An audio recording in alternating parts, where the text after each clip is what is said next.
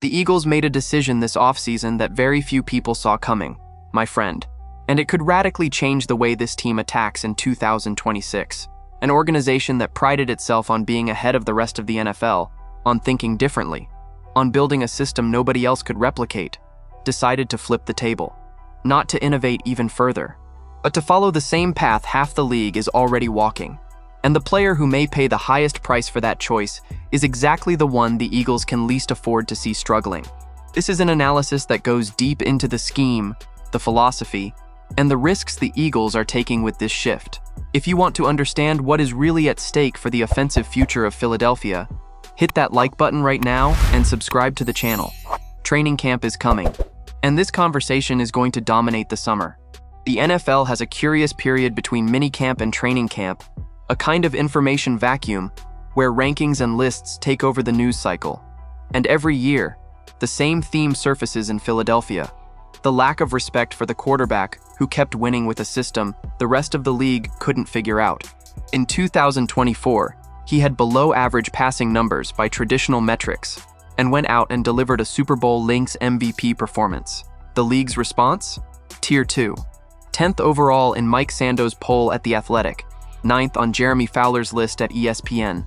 2 Super Bowl appearances built on a singular system, and the football world still sees this quarterback as a secondary piece on the NFL chessboard. The quarterback in question is Jalen Hurts, and the biggest threat to his standing in 2026 may not come from the outside. It may come from inside the Eagles' own building.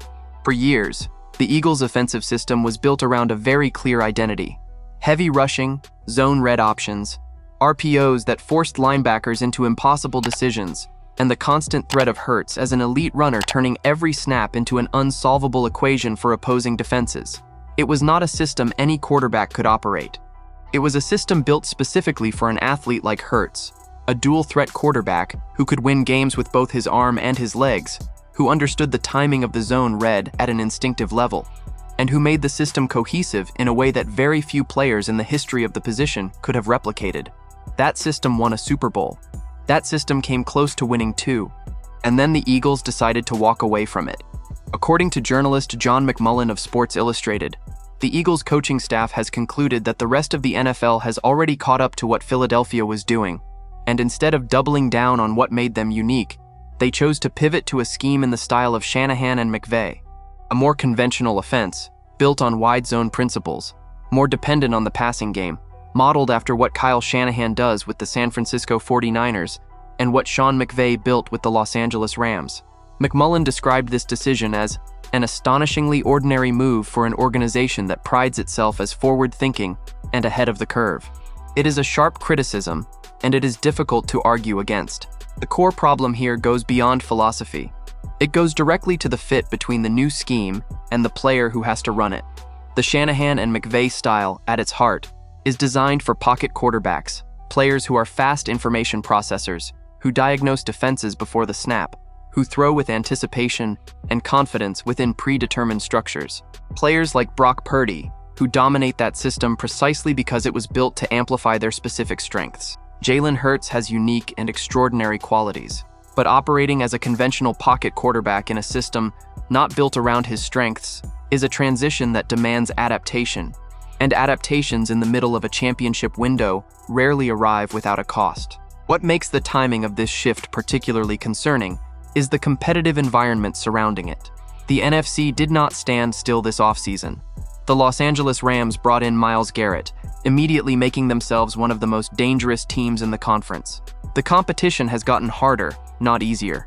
And the Eagles are choosing this exact moment, when the margin for error is shrinking, to ask their franchise quarterback to learn a new offensive system from scratch. Adapting to a Shanahan-style offense demands a specific set of mechanical and mental adjustments: pre-snap processing at a higher level, anticipation throws to spots before receivers finish their routes, and operating in a rhythm-based passing game without the RPO safety net that defined Hurts' most successful years. That is a significant ask for any quarterback. In the middle of a Super Bowl window, it is an even bigger one. McMullen also made an observation that perfectly captures the irony of this moment. On defense, the Eagles have Vic Fangio, the godfather of modern NFL defensive thought, whose concepts get copied league-wide as everyone else tries to catch up with what he creates. Philadelphia's defense is at the forefront. On offense, meanwhile, the Eagles have just enrolled themselves in what SI columnist Conor called the remedial class, a scheme the rest of the league is already studying while the real innovators have already moved on to the next chapter. One organization, two completely opposite worlds in terms of vision and originality. Conor's quote captures the problem with surgical precision. If your strategy is to simply copy off the smartest kids in class, you're in for a rude awakening in 2026. And he is right for a simple reason. The value of any offensive system in the NFL depends on surprise. When half the league is trying to run last year's version of what Shanahan and McVay were doing, 13 personnel packages, outside zone concepts, heavier formations, defenses are not adapting to something new. They are preparing for something they already know how to stop. The element of surprise, which is a fundamental part of what makes any scheme effective, disappears when every defensive coordinator in the league already has the film and the study guides ready. There is also the question of what this means for Hurts, specifically in terms of rankings and league perception. McMullen pointed out that Hurts has consistently won with a unique system, and that much of the disrespect in the rankings comes from the fact that the league does not value quarterbacks who operate in schemes so far removed from conventional molds. But the paradox that now emerges is troubling. By migrating to a more conventional scheme, the Eagles may be chasing more recognition for Hurts in quarterback rankings, but at the cost of removing the exact conditions that made him so difficult to stop in recent years. You pull the quarterback out of the system that makes him look unstoppable and put him in a system that will compare him directly to the best pocket passers in the league. It is worth acknowledging the other side of the argument. The Eagles coaching staff did not reach this conclusion by accident. These are people with access to information and analysis that no journalist or fan has. If they concluded that defenses have already solved what Philadelphia was doing, the change may be necessary. Hurts struggles as a conventional passer in 2025, the second consecutive year with below-expected passing numbers by traditional standards, may be the data point that weighed most in the decision. And there is a legitimate argument that developing Hurts as a more complete and versatile quarterback is the path to sustaining the winning cycle beyond 2026. But the risk is real, and McMullen is right to call it out.